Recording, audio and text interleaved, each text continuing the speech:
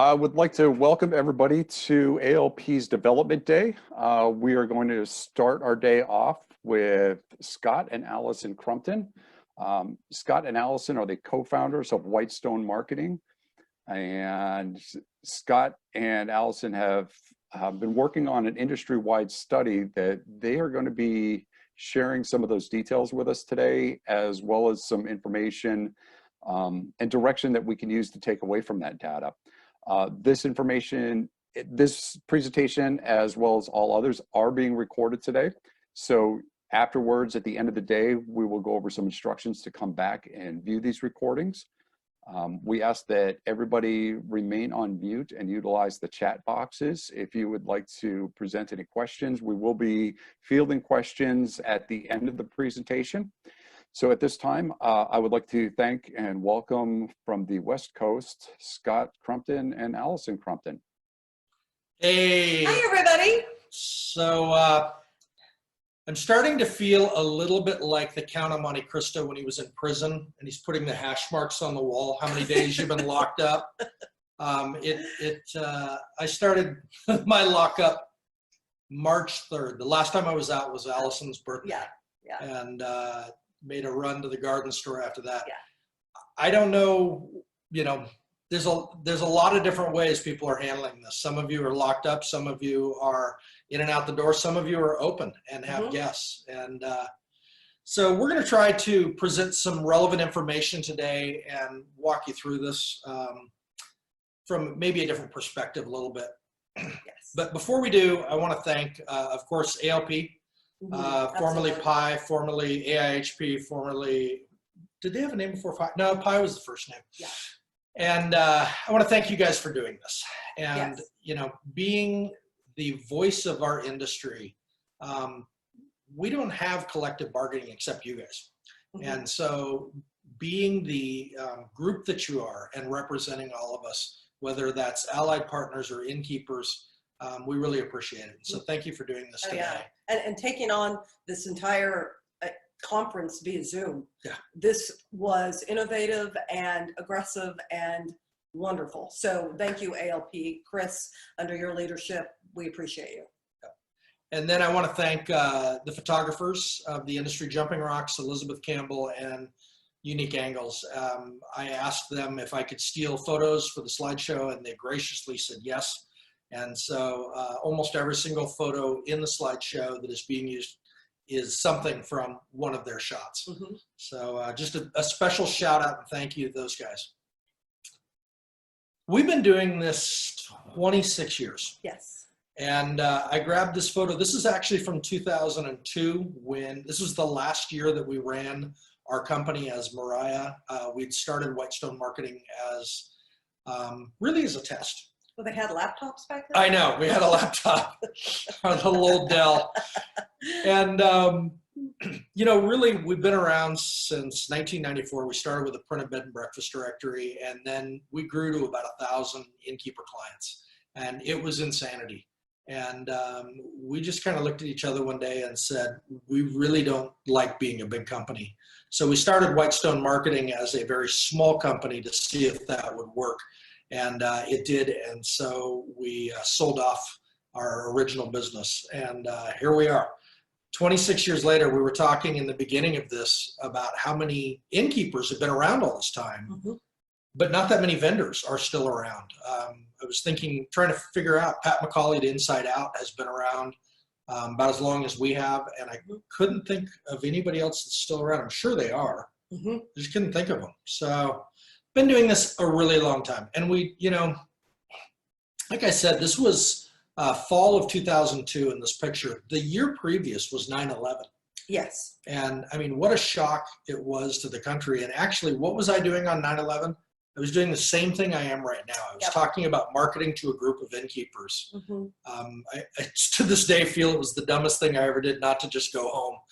But that's what we've done for 26 years is teach innkeepers about marketing. Yeah, they wanted us to come. We said, the tower's just been hit.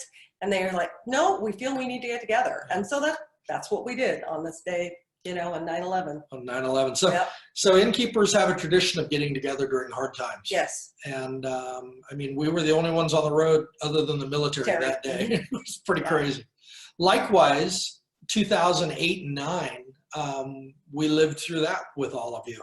And, you know, we're going to cover some of what we call the business cycle today. And we're just going to get going on this. Before we do, though, you know, when this first started, I sent out a video to our clients and I said, this is serious. We're going to lose some friends, family, and people in the industry. And, you know, for a while there, I kept saying, you know, I don't actually know anybody that has this virus. I don't know a single person. Isn't that strange?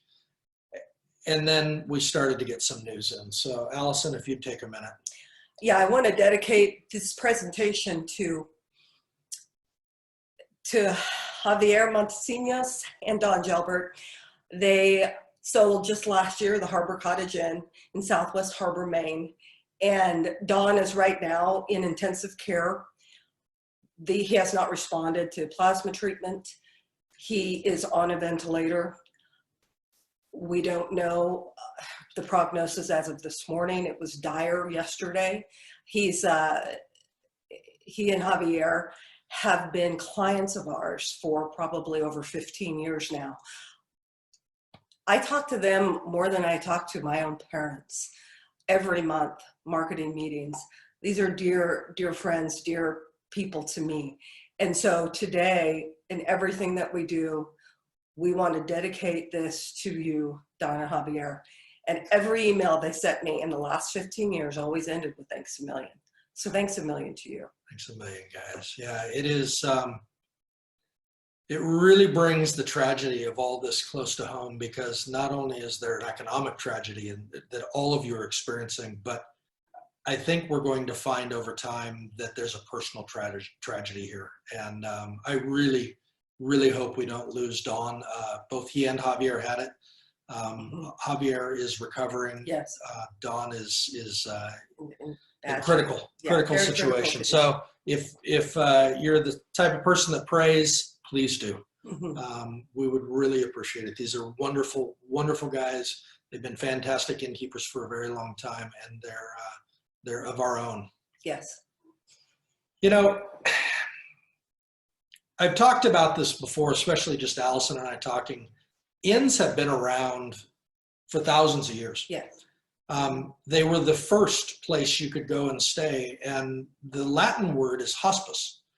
And it is where we get hospital. It is where we also get hostile. And the reason is the word is the root of stranger. So host, guest, stranger. And, you know, when people would come to town and they needed a place to stay, it was only an inn that they had a place to stay that provided food, shelter, and safety. And so that is something that is very unique to what all of you do. And it's not something that a hotel does. It is not something that an Airbnb can do. It is something you do. And in times of trouble, I think that you're going to find that people are going to come back to you. And we're going to talk a little bit about that today. But I really wanted to, I don't know, express to all of you that you are, I don't know, the center of hospitality. And you guys are what, you know, brings people to a place of safety when they visit a town. So, sorry, just a little broken up still about Don and Javier, but we're going to move on. So we did an industry study. We've gotten a little over 260 respondents. We've left the study open. Yes. We're going to continue to take people. If you want to join the study and you haven't yet, it's at whitestone101.com. And anybody that takes the study, fills the whole thing out, we're going to release all of the information to. So yeah, please do spread it around, hand it out to people that you know that would give relevant feedback. Yep. We'd love that. Yeah, that'd be fantastic. But you can already see that the respondents came from all over the U.S. And it gives us a really broad response from the industry. And we're going to go through a little bit of that data right now. We're not going to go through it all because it's pretty exhaustive. the first thing is what's going on with your business. Are you open or are you closed? And you see that already almost 54% are closed by mandate. Yeah. Then another 15% closed by choice, and then some open with limitations. Only 7.8% are fully open, which isn't too much of a surprise considering what's been going on and mandates. Then we started looking at funding, and I think the PPP is interesting. A lot of them aren't applying for that because they may not have employees, or what do they do with employees when they're closed? However, there was a high rate of having received it, which was interesting. The EIDL, obviously more applied and waiting, and not a good sign when we see that they haven't received that. And then unemployment insurance, and you can go on. But this gives you an idea of where your peers are at as compared to yourself. This was a question, before we did the survey, we opened it up for anybody that wanted to ask questions that we would ask on the survey. And this is something a lot of people were very curious about, is are you planning to block off rooms for a cool down period? So maybe you have guests on Monday night, but no guests in that same room on Tuesday night. And it looks like the answers are all across the board. Really, they are, yeah. I don't think you're going to reach consensus on this. I think that it's going to be a lot of trial and error, and people are going to find their own way with it. So will you be limiting your occupancy by choice? And likely is the one coming up in the first 3 months.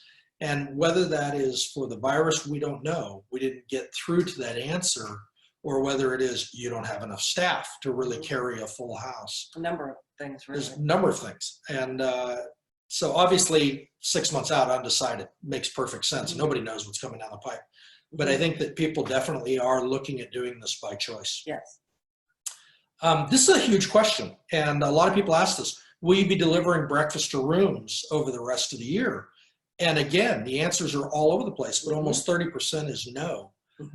Now, we don't know what their setups are like. Maybe they're all 2 top tables. I'm not sure about that, but again, no consensus. Everything is kind of just mixed. This one, we were just talking about this, I think, off camera. How has the crisis affected your thoughts on getting out of the business? And wow. Yeah, almost 42% are just like, I would like out. And we're going to cover some interesting ideas on this further on in the session. So, which best describes your current marketing strategy right now? And some of you are closed, or scratching your head, and it's like, why would you even talk about marketing right now? And really, that's because marketing is communication. And like I said, we'll go into depth on this, but I've been surprised at the number of inns that have shut down all marketing, all communication, everything. Just because your doors are closed doesn't mean you want to shut off all of your marketing. There are people that are sitting at home. As a matter of fact, email has become very effective because you've got a captive audience. And so very interesting. You can see what's going on though across the industry. Room rates, and we will cover this towards the end of the session. We're going to go into yield management. Everyone is planning on maintaining their rates, and I'm just going to close my mouth for the moment and bury the lead on that one until later. Okay. And then tell us how you really feel. This is a gut check. Yeah. And I think we probably all get up with our morning coffee and have a gut check. And I think the largest percentage probably agreed with me. It depends on the day. Sometimes the hour and how much wine you've had, how much news you've watched.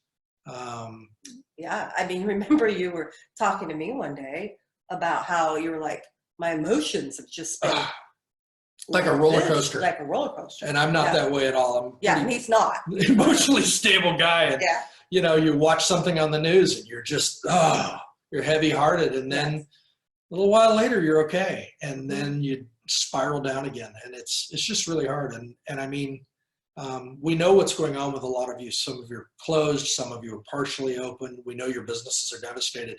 Hey, likewise, the big difference is because we have clients that are still marketing, we have to stay open and we have to maintain those clients. As a matter of fact, we have to work twice as hard, so we get it. And it can be very, very hard because there's times when you just want to go crawl in a corner. And I was surprised though, 30%. I'm good despite the world being upside down. I thought that was great. Yes. So good response there. Excellent. This was, at the end, we left it open for comments, and I grabbed a hold of this comment. I think it says it all in a way for our industry. Yes. I do long for the days when the biggest problem we had was just Airbnb, and complaining about that. These problems are much bigger. And I want to tell you, you're not alone. And you have an entire industry of peers going through the exact same thing. Yes. You have vendors going through the exact same thing, and we're here for it. And that's why we're doing this session today, is to try to help all of you guys during this hard time. So you are not alone. And I think you guys need to remember that, especially as a hospitality industry. Yes. So I'm going to turn the mic over to Allison here in a second. And, a lot of you know we work very closely with Vikram Singh, who is probably one of the top yield management experts in the world, and revenue management, and when it comes to rates for hospitality properties. And he works with some very, very large clients around the world. And we've been having a lot of conversations with him about how this is affecting hotels and also Airbnbs. And actually, I'll let you handle hotels. I'm going to handle Airbnbs. We've got a friend that is very high up in the vacation rental associations. And what they told me is, we were talking when this first started, and I said, I'm curious how this is going to affect vacation rentals and Airbnbs. And I said, I have a feeling people are going to want to get away from all people and go to a vacation rental. And what they told me is their internal discussions in their industry are just the opposite. Mm-hmm. They said nobody wants to go to a place that is questionably clean, that we don't know who cleaned it, that there's nobody there responsible for it. We don't know who stayed there last night. And I was like, wow, that is good news for our industry, bad news for theirs, bad news for any of you that have a vacation rental, I'm sure. But marketing can get around that. But remember, most Airbnbs don't market. They just rely on Airbnb, platform, the platform. Mm-hmm. But Allison, tell us about the hotels and my choice of photo. Well, interestingly enough, Vikram Singh, as I said before, he works with very large hotels. One of his clients is actually the Four Seasons of Manhattan, which, if you guys are keeping up on industry news, is really on the forefront for how things are going to be changing, particularly for hotels. It's one of his clients. He works with casinos, large casinos, really hotels internationally and domestically. And he was telling me the other day, a little bit in jest, but not really. He said he's had owners, that have these multi-million dollar properties calling him. He said, practically ready to jump off the side of a building. He said, or jumping in the bathtub with the toaster, ready to plug it in. And so it's dire. It's very dire. And he has fielded these calls day after day. And like me, it's hard. It's hard to hear. However, and Scott's going to talk a little bit about the Airbnbs. I'm sure a lot of you probably got the email this morning from Airbnb that they're cutting 25% of the workforce. And they have also pivoting toward long-term stays. And so this is affecting them greatly. I mean, they're not going public this year, which they had planned to do. They might not go public now, according to Chesky. So these are ripple effects. But what we're going to talk to you about today, because among all the sadness, is a desire to bring hope. In this industry, where we are, how our lodging properties are specifically situated, there's a real opportunity to come out of this on top. Now, no one's going to come out of this without scars. This is a battle. We will all have battle wounds. However, there are some real opportunities for ends, and we're going to really get into that. But yes, the hotels and the Airbnbs have really been hit in a way I think that they didn't anticipate. Yeah, and not to downplay what's happened to you guys. I mean, there are inns that are going to go out of business, but I got to tell you, the hotel market and the Airbnb market are going to be hit worse, much worse. So, what will become of Airbnb? And, like she said, they're pivoting towards long-term stays. They've recognized that this is a change. And rather than try to change an entire industry where there's no innkeeper, I mean, lights are on, but nobody's home. Yeah.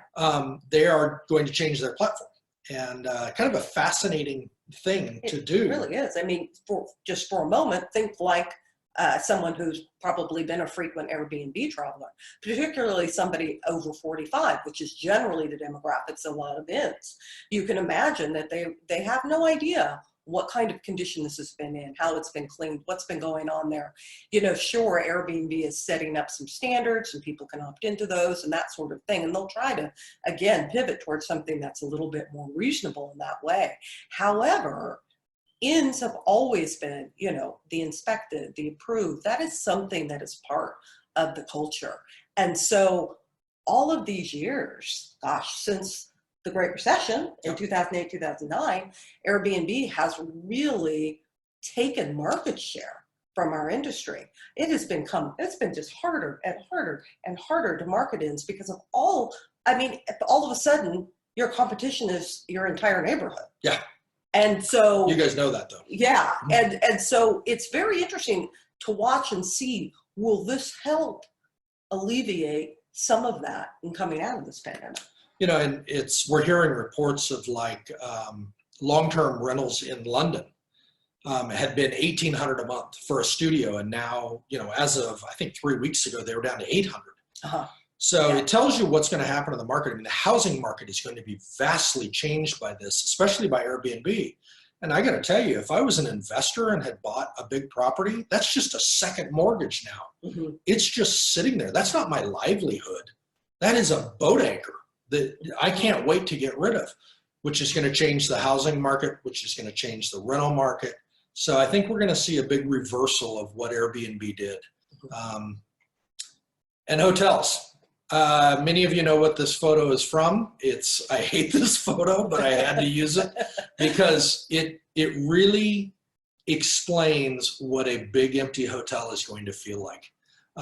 Safety is going to be a giant issue. If I am coming to town, am I going to go stay at a 300-room hotel that has 5 guests? You know, are they going to be able to staff the place? Is it going to be secure? Is it something I'm going to feel welcome at? Or is it going to feel just a wee bit haunted? So I think hotels are going to be buried by this. I think a lot are going to go out of business. I think we're going to see mergers of some of the bigger, more successful places. They've had their boom years, and now it's going to hurt. And you can imagine what that's going to do to the OTAs, by the way. So the new normal, what everybody's talking about. Do we really know what the new normal is? We don't. We don't. But we do know this, a lot of empty rooms. And I think you already know that. I definitely think that it's going to take time, and we're going to get through to that. But I think we all need to adjust to the new normal. It's going to take several years to climb out of this. And it's going to be slow and gradual. It took time to get out of 9/11. It took time to get out of 2008 and 9. Yeah.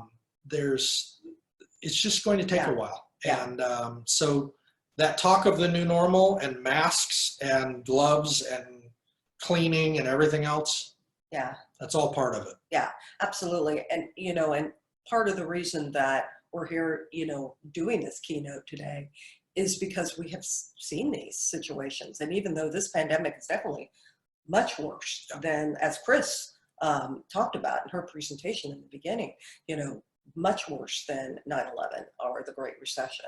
However, we have seen inns not only come out of this, but thrive. Yeah.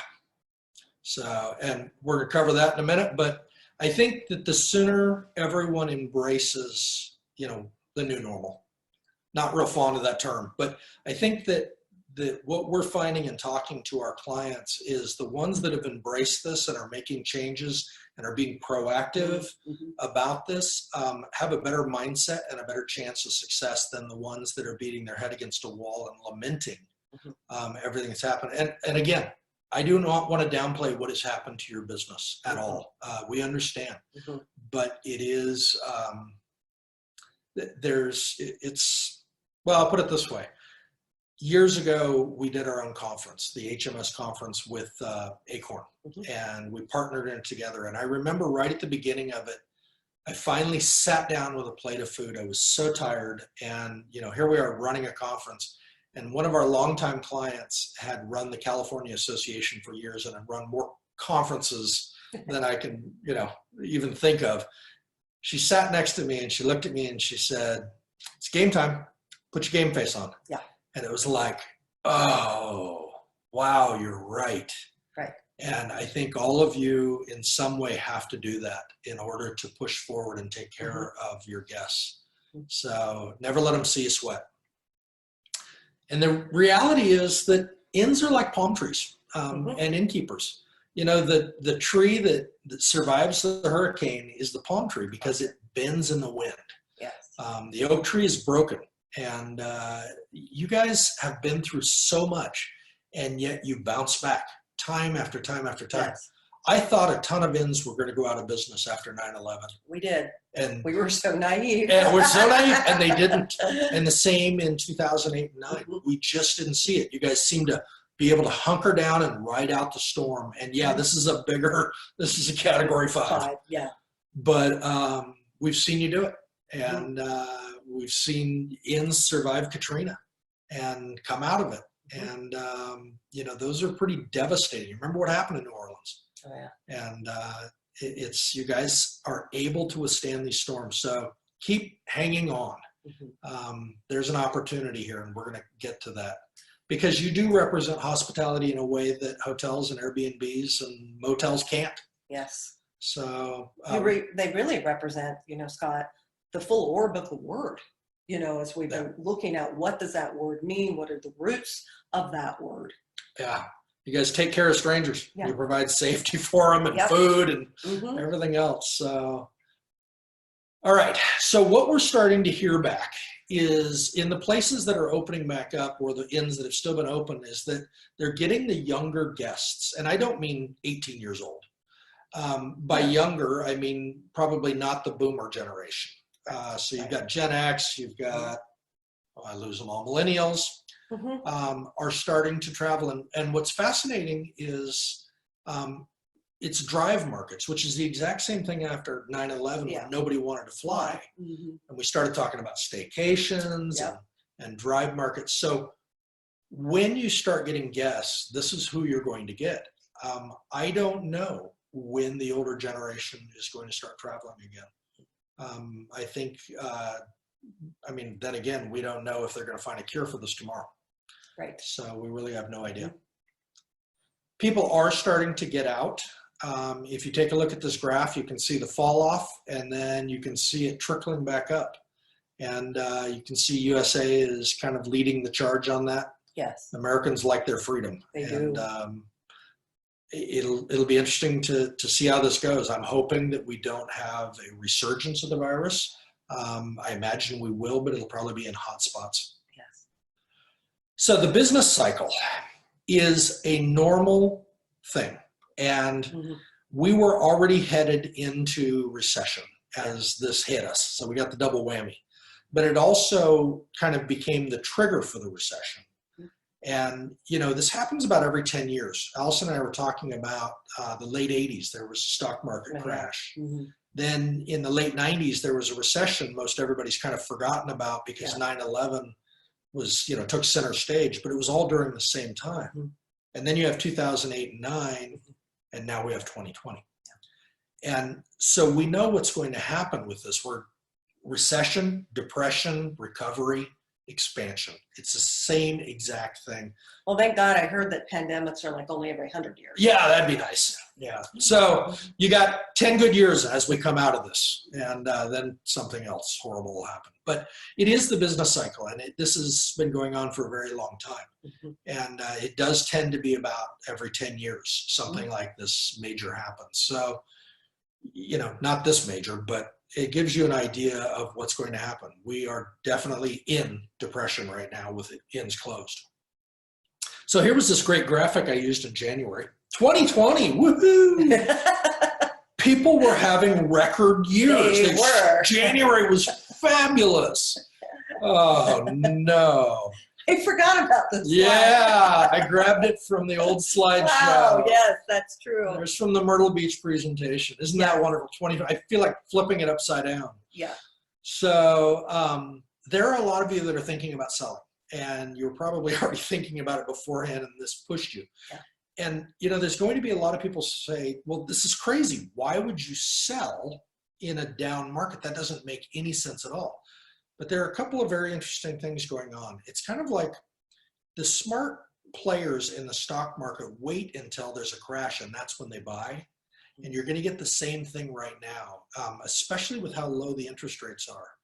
But something came out in the news the other day that I had really not expected. And they're starting to talk about the possibility of negative interest rates. And I really had to look into this to find out what on earth they were talking about. They're talking about potentially as a way of getting us out of the depression that we're in, setting up negative interest rates. And what that means is the banks would charge you interest on the money you're storing in the bank. And what this does is it encourages people not to sit on their cash. Mm-hmm. And so all of these investors who maybe have a bunch of cash in the bank all of a sudden reinvest it. Now, I hate the idea of negative interest rates, but at the same time, I understand how that could motivate a stagnant economy. Yes. So if that happens, anybody sitting on a ton of cash is going to be looking to get rid of that cash. I talked to Elliot Dalton yesterday, and we were talking about the fact that there are people still looking for that perfect property. So if you're thinking about selling, I want to encourage you. It doesn't necessarily mean this is a horrible time to sell.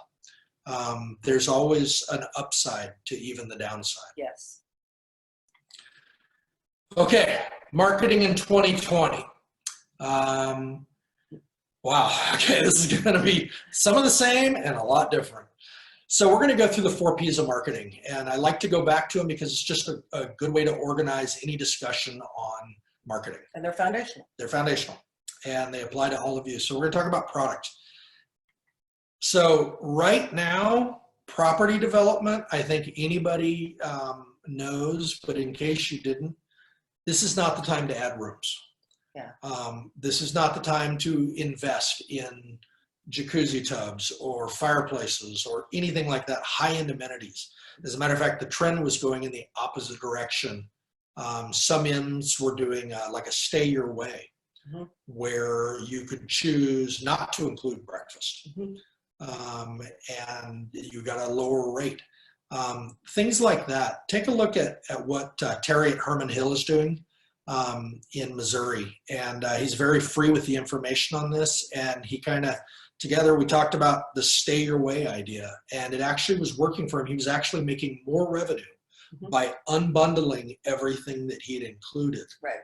When you talk about rates, everybody likes to talk about value added. Oh, I don't want to lower my rates. I just want to add value. Well, Terry did it in ways you can't even imagine.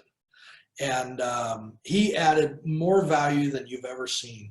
And then all of a sudden he realized he wasn't getting the guests anymore because his prices were too high. And so he thought, how can I lower my prices? And he unbundled. But then he gave them options to add back in. Sure. And they spent more money because maybe that big breakfast wasn't as important to them as the spa service or something. So take a look at Herman Hill and what he's been doing with that. And just for fun, call Terry and bug him. He loves to talk on the phone. But right now, product is not something you want to work on. And I have a saying, and that is, if you spend your money on marketing first or promotion, you will always have money for product. But if you go in the reverse direction, you won't have any money for marketing. Ooh, Warren Buffett. Allison, you want to take this one? Since I talk too much. Well, I don't know if you guys have heard this quote before. It's definitely become a favorite one of mine during this pandemic. You never know who's swimming naked until the tide goes out. And I have really seen that to be true. I've seen properties, and and I'm certainly talking about clients of our own even, that had put so much of their money and their reserves into the development of the property that when this came here, this has happened. It's just really devastated them. Then the opposite, I've talked to clients that said, you know what, I've always been in the habit of during the off season, really reserving that, not doing any capital expenditures, really holding that stuff off until after the season. Because you guys were in a much more difficult spot than probably like a typical retail store. I mean, you had to, for many of you, were having to not only not have guests, but have to refund tons and tons of cancellations. And so talk about being in a cash poor environment. And so I have the saying, and what Warren Buffett was saying is really proven true in what I have seen happening during this. And of course, it motivates us to do things differently, certainly in the future. But I have been very, very surprised. Yeah, so have I. And so it just reemphasizes the point that be careful with product. I know it is the desire of probably most every innkeeper to make the best inn possible. Which is great. Which is great. Yeah. Great products tend to sell themselves to a certain degree, but the problem is if you end up being cash poor because of it, and then something like this comes along, you get in trouble. If you invest more into the promotion side of things, you get so much business that you've got the money for product. So just some advice on that. This came across Facebook, and not from someone in the industry. This is on a group I'm on for our old neighborhood in Colorado. And this person's not in the hospitality industry. And it really brought home the point that public sentiment is revealing how people really feel about cheap and bedspreads. And we're going to cover bedspreads in a minute, but if they thought this way before, they are really feeling it this time around. People are not going to want to go to some place that they don't believe is clean. And it's just, and those bedspreads you've heard for years, bundle them up and throw them in the corner. People aren't even going to sit on them. And that's one of the things they were talking about in the vacation rental industries. They're talking about cloth couches and how difficult they are to clean and how they never get cleaned. Just little tidbit. I didn't make this. I'm just passing it along. So with that in mind, I found this great before and after from one of our clients, and they went in and just changed the way the room looked. And I got to tell you, bedspreads and pillows. I don't want to touch those pillows today, and nobody else does either. I never liked a bunch of pillows on the bed anyway, and now I almost feel like putting on gloves to remove them. But the crisp, clean white pillows on the right-hand side, how beautiful are those? The fabric chairs, how they've changed from a pattern. You can't hide stains on those. Yeah. And it's just a very different way of putting together a room. And I got to tell you, that is the new norm. That bedspread is gone. Unless you are cleaning, sanitizing that thing every single day, and telling them that you are, there's no reason that it should be there. It's absolutely not worth it anymore. Yeah. We were doing a webinar with Vikram, and he said, just, throw them in the corner or, put them away. And it's really true. It's time to really strip those rooms down to just the essentials. To the things that you are cleaning all the time. And, quilts are going to be problematic. I don't think they withstand washing machines that well. Yeah. So you start to look at this and you realize what the traveling public is going to be looking for is that picture on the right more than that picture on the left. Yes. Declutter the rooms, make sure that they are sparkling. You guys already know this, but it's what you can do right now. But then think about it. Wait, now I need pictures of it. Yeah, you do. And they need to be professional photos because a cruddy photo isn't going to do you any good. You've got some work to do during this time. And yeah, I know your budget's already hurting. Yes. Not to mention the fact that photographers aren't traveling. So, but I got to tell you, during this time, one TripAdvisor review that says your place is dirty is going to kill your future business. And there's no way around dirty today. So, and it's perception. Doesn't mean that your place is dirty. It's the thought. So photos that work, breakfast in the room. you know, and this is more than photos that work. These are things that people are going to be looking for. That really works for me.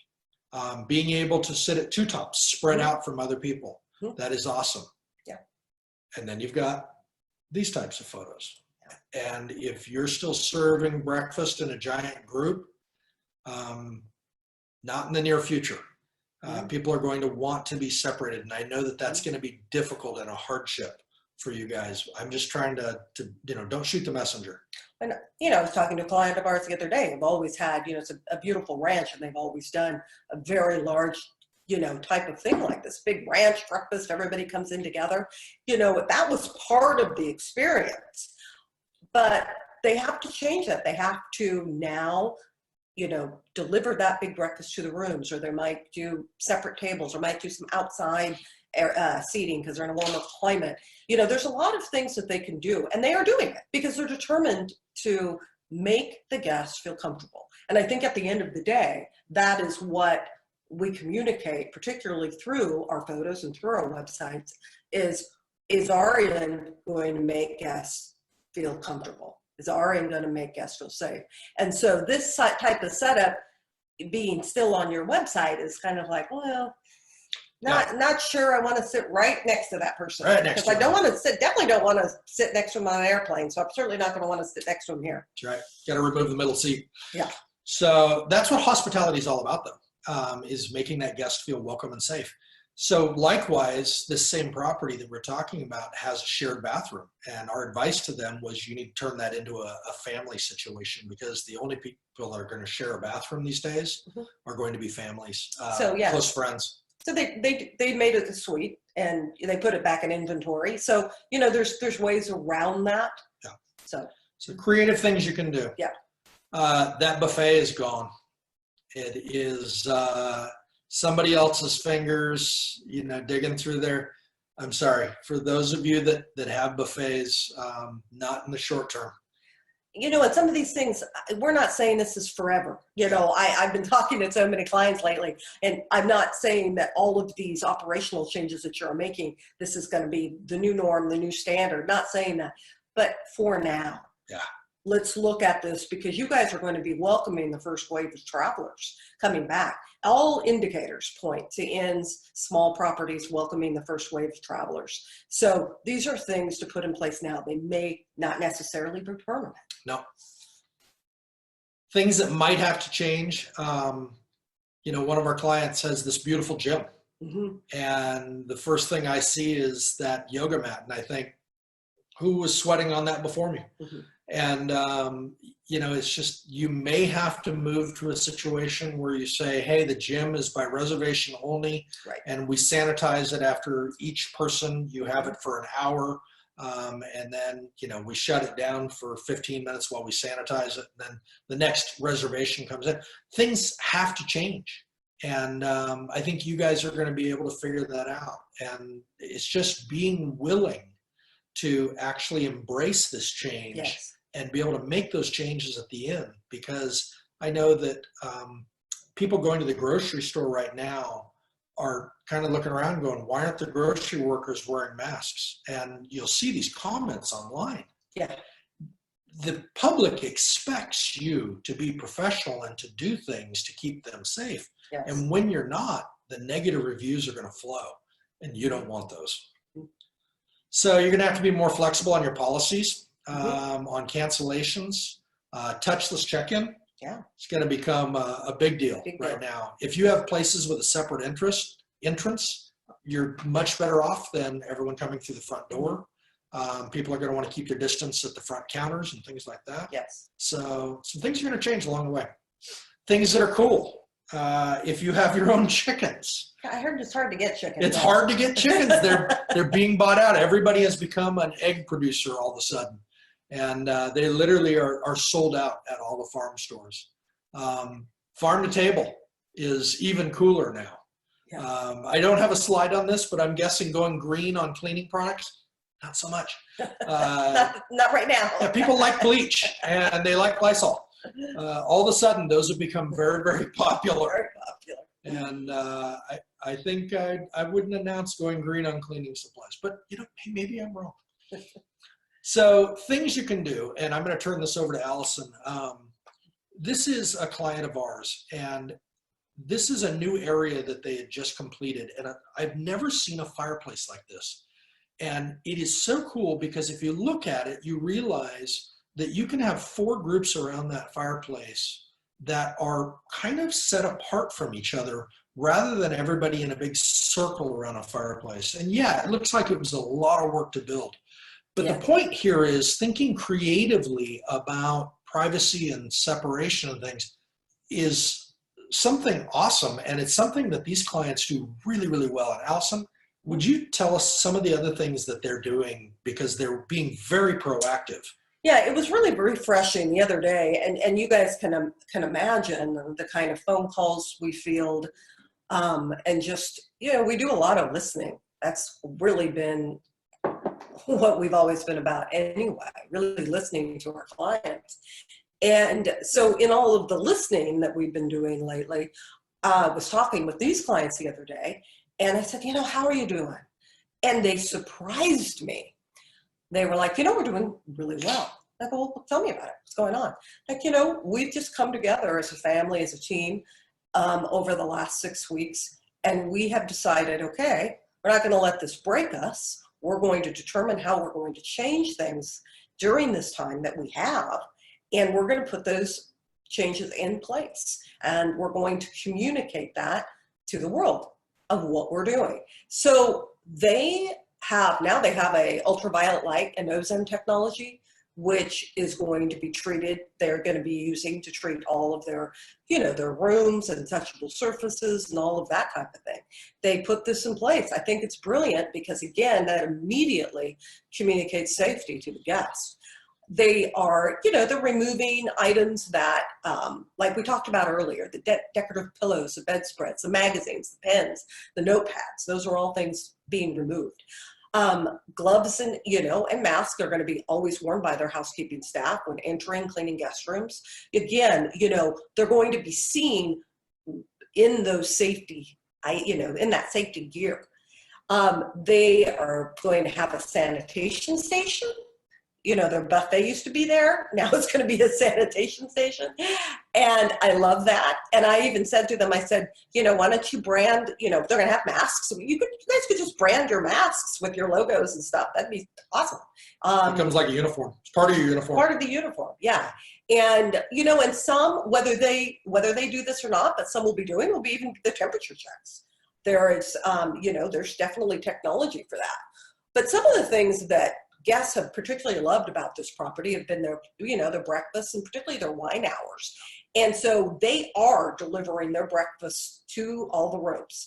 And they've had to eliminate some tables in their, in their dining room area.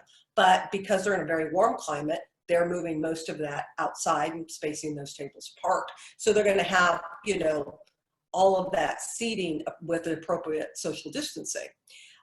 They are going to be bringing, instead of, the happy hour that they normally do, they're going to be bringing those to everybody's room so they can enjoy them on their personal decks or terraces or things like that. So the spirit of happy hour is still there. You don't have to eliminate entirely. So you just want people to feel safe and have that option.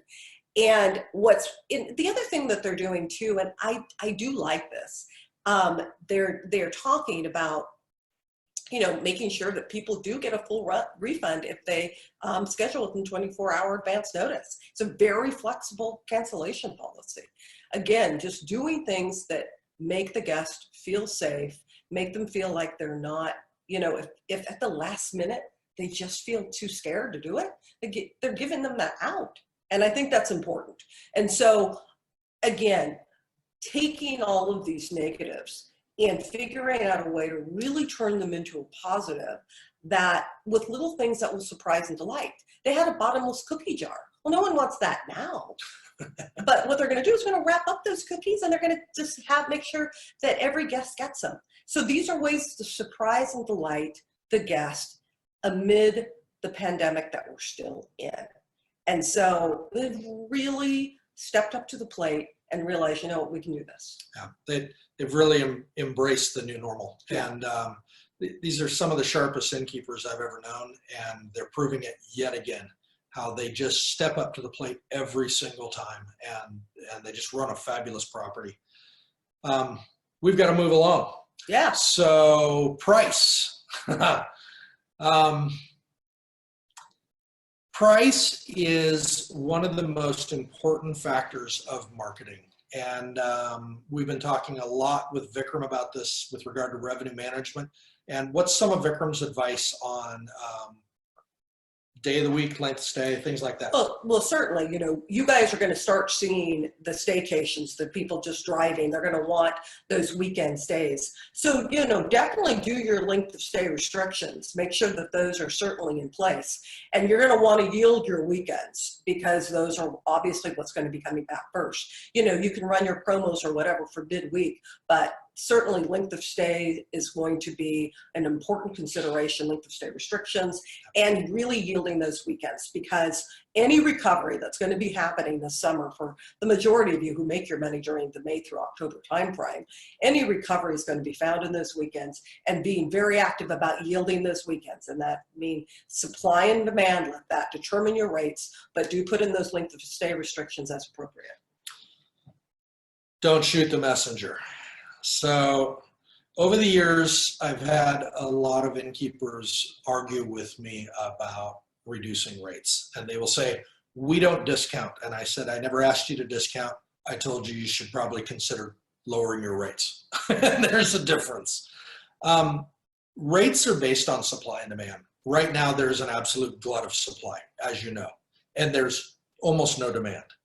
Well, if you look at this property, they've already got social distancing down. And if this place wants to fill rooms and they drop their rates to $99 a night, and you're their competitor and you're at $299, you're in trouble and you're going to be empty. So the bad news of today is that while all of you want to maintain your rates, you're going to have to lower them to fill rooms. And the caveat on this, and this, let me make this clear here, is that, you know, you can't promo your way out of a pandemic, okay? So that's not going to happen. But as we begin to see markets open up, that's when we're talking about, you know, rates that are definitely going to have to be brought down from last year. There's no way to sustain those. What you did last summer, rates can't be there this year. But that is applicable when things just start opening up. Right now, until they do, there's absolutely no pickup. It's not happening. And so the promoing and discounting and all that stuff won't work. We're talking about when things begin to open up and your competitors begin to open up, this is the type of scenario we'll find ourselves in. Yeah, and the funny thing is, we talk about how do you set your rates? Are you using science or are you just using the blue sky method?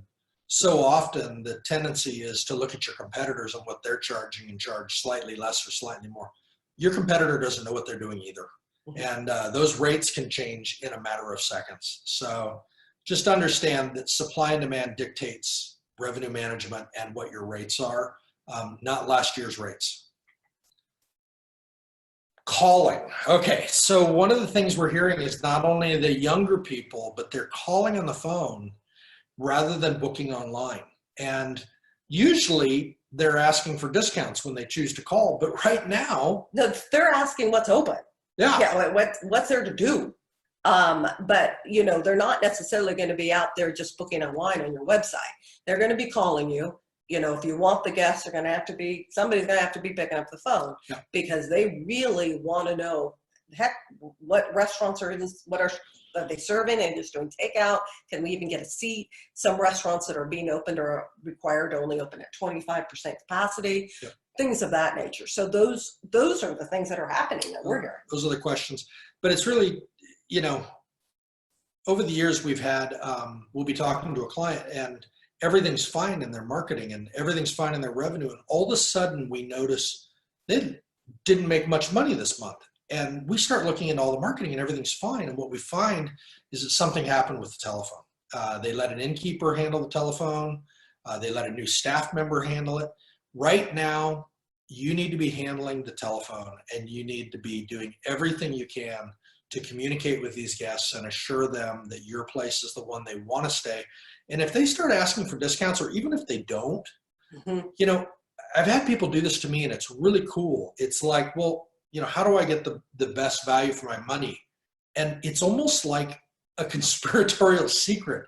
They start giving me the insider tips. Hey, if you come on Tuesday, there's this restaurant downtown that has this great happy hour, and obviously that message changes slightly right now. But if you become the person with the insider secrets, hey, don't come that weekend. That weekend is packed. The rates are going to be high. If you come the next weekend, if your travel dates are flexible, you can get a better deal. That's the kind of information you can be handing out over the phone, which you cannot be doing online. So it's just much harder. All right, we got to move along. Place is always the P that I laugh about for marketing, because you guys have already chosen your location. But in this instance, what I'm going to talk about is, hey, rural is in. Yeah. And I think everybody knows that. The term country inns, if you're a country inn and you haven't been using that term in a long time, I am betting that becomes popular, because people want to get away. And what you're seeing on the screen is exactly what they want. They want to be out in the middle of nowhere on an adventure. Cabins and cottages, how cool are those? We have a client that is doing actually so well. It's this one. Yeah, cabins and cottages and things like that. And, our marketing message out there has been, social distancing at its finest. Yeah. So those are pretty cool. Urban inns could be okay. If you think about it, people are traveling and they want someplace safe, especially women traveling alone. And I know business travel has been hurt, but it's not gone. And they're going to want someplace safe, and that big hotel isn't going to make them feel safe. So you guys get to provide that for them. All right, promotion, which everybody calls promotion marketing. Marketing is, as you've seen, much more encompassing, but promotion is what you're used to when we're talking about internet marketing, used to hearing about. But really, promotion is communication, and the question is, what are you saying? And so, this whole thing starts, and Hilton sends me an email, and I look at it and I think, what is wrong with you people? I mean, this is ridiculous that all you send me is a bunch of text. I'm not going to read that. Your travel safety, that's nice. Why am I going to read this? First of all, I'm not traveling. Okay, so why do I care about all the text you send me? And I think, what a bunch of idiots. I'm glad nobody else will do this. Yeah, and then Hyatt sends me a message. Is this a template they all use? What on earth is wrong with them? But Hyatt wakes up a little and they go, you know what? We're going to send something slightly better. And they say, our doors have been open for over 60 years. Gosh, I got to read the fine print. They'll be open when you come back. That's nice. That's your message to me? And I just thought, this is really stupid. Are they actually paying people for marketing? Because this is bad. So Tommy Bahama sends out a video of a pelican flying along. I don't know why they couldn't have found a turquoise blue ocean, but this is what they come up with. Long live the island life and the beauty of simple pleasures. And it caught my attention. they weren't trying to sell anything. It was just. They weren't trying to sell anything. Yeah. They're keeping their name on the front of my brain. Okay. And I thought this is a good thing for our clients to be doing right now. So we started working on this with our clients, dreaming of brighter days ahead. Okay. All we want is to keep our name at the front of their brain so that when they do go to travel, they remember, right? Stay today or dream up a future getaway. We know people are dreaming at home about getting away. They are looking at Pinterest. They are looking any place for a picture of where they want to go someday other than the four walls they're in. So these are better messages, and really your marketing is about what you're saying to people. And you know what? I can tell you what an old website says to someone. And yeah, I had to search around for a website I could use. This was a client of ours from 20 years ago who's been long out of business. And there's this old website, you know, still up. What does an old website say to someone? It tells me you haven't cleaned your rooms. And I know that's a leap. Yeah. But if you haven't cleaned up your website, if it's not professional, I worry about your property. Mm-hmm. And generally, an old website is an old inn, and not necessarily a clean one. So your website is speaking to people, but I'm curious what it's saying. Now, this is what they should be saying. And that is, we're awesome. And we are taking your safety sincerely and seriously. And we are doing things to change things. I'm not saying this needs to be your homepage. No. You need to talk about this. You need to include this in your email marketing. You need to talk about stay small, stay safe, and, you know, be able to communicate to people what you're doing. Yeah, and I think, you know, I think that's really important. Basically, anything that you guys change, because there's significant changes. It may not involve capital investments. It may simply have involved moving tables around and, you know, new standard operating procedures. Those things need to be communicated on your website to your guests right now. And like I said, this is important because, again, keep in mind that you guys are really the first wave of travelers really are going to feel safest at inns. And we're already seeing this. So this is not conjecture. And so your website really needs to communicate that, because as Scott's about to tell you, I think the competition's going to get fierce. Shh, you're jumping ahead. Well, you know, when we talked about they've got a giant breakfast table and people remember that. Okay. Oh, you had a group breakfast. Oh, I don't want to go there. You've got to be able to communicate to them. No, we've changed that. We've changed that. Yeah. Yeah. Look, it's all different now. Those are good messages to change. So, you know, the question of promotion, where are you saying it? All the same places. Nothing really has changed. You know, it is Google and pay-per-click and email marketing. All of that is the same. One thing, though, that a lot of innkeepers don't know is in pay-per-click, you can actually target geographical areas. So instead of advertising to the world that you're open, you can advertise to everybody within 100 miles of you. And that is really, really smart marketing and a smart expenditure. I know that there's a lot of people going, well, why would I want pay-per-click right now? Because you only pay when they click. That is the beauty of pay-per-click, rather than something that you're paying for on an ongoing basis. And I know we're running over time. We'll wrap this up quickly. But that is something about pay-per-click that a lot of people don't know. And it's actually a really cool way to hit the drive market. OTAs, again, don't shoot the messenger. Guys, these are your outside sales rep, and I know it's an expensive channel, but I would much rather pay 15 to 20% commission on a reservation I get than not get a reservation, because you're going to cover your costs. There is a cost of an unsold room, and $50 to $100 to $150, whatever it is for your property. If you don't cover that cost, that is a negative every night. So if the cost is $100 of an unsold room for your property, you are losing $100 every night that room is empty. Even if you sell it and pay a 15, 20% commission, you have not lost that $100 and you will make a little bit more money. That is doing business. This isn't the time to limit channels, okay? And I know you guys hate them, just like you used to hate Eric Goldreyer at bedandbreakfast.com, and you hate these things with a passion. We understand, don't shoot the messenger. What we're telling you is if you want to fill rooms, as they start to come back online, people are going to be using them again. So you can do what you want, but just wanted to tell you they are outside sales reps. Competition is going to be fierce. Nobody is talking about this right now, but I got to tell you that when all of a sudden there's 3% of what used to be coming to your town on a weekend, every place that's open is going to be trying to get those people. And I'm just going to leave that there because we're out of time, but competition is going to be very serious. And I know you're thinking, what am I going to do? I don't have the budget to market. You need to be creative. And let's talk about that. Things that an innkeeper can handle: social media. Okay. Changing the text on your website. If you've got the training, changing the photos. You don't want to create your own email template though, but creating the content of the email, certainly you can do. So there's certain things you're going to want a professional for. There's certain things that you need to know how to do. And I'm sorry, I'm not letting Allison talk because we're trying to move through it. What if I don't know how? Everybody is starting to offer education, okay? And there are going to be 5, 6, 7 places online that you guys are going to be able to find this information. The marketers are hosting classes. ALP is, I mean, the fact that we're right here, okay? Everybody is going to be teaching you how to do these things. And guess what? You have the time.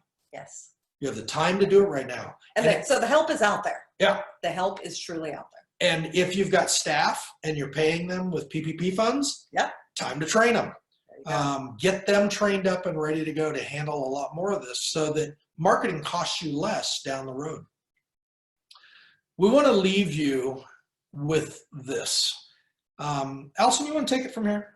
Yeah, I don't think David will mind me mentioning his name, David Worthington of Magnolia Springs. And he's been a client of ours for some time. And, you know, there's definitely days when it was hard. And I'd get a little email from David just telling me to buck up, telling me, you know what, we're going to come out of this. I mean, this guy's seen so many hurricanes and everything I can imagine in Alabama. And he says here, we've made it for 24 years. And this is just one more great lesson in how to handle surprises and conflict in whatever life throws our way. And so we have a hashtag around our team, hashtag Be Like David. And he is one of those that really lights the way in this darkness. They really understand that they're a refuge for a weary world. And he understands that his words have been a refuge for me personally and for our team. And so, again, I want to also dedicate this presentation to David as well, because he is an epitome of the art of hospitality. He is, and his words have been so encouraging, and I don't think very many people think, I should encourage my marketer today. And yet he does. And it is such a wonderful thing. Thank you, David. And we want to encourage all of you innkeepers that let the best in you come out during this time. Yes. With that art of hospitality and taking care of people. I know this can be hard and can make you bitter and make you angry, but it is time to put on your game face and to take care of people. If you're going to make it through this, that is the best way to make it through it. Don't let them see you sweat. Just make like this is just another thing that we do to take great care of people. And, you know, we just want to thank you guys for 26 years in the industry, for listening to us and welcoming us in. It was a rough start 26 years ago. People didn't like marketers. But this has been our life work. And and because of you, we have this life work. And so we're here for you now. And so thank you again, ALP, and everybody that is tuned in today.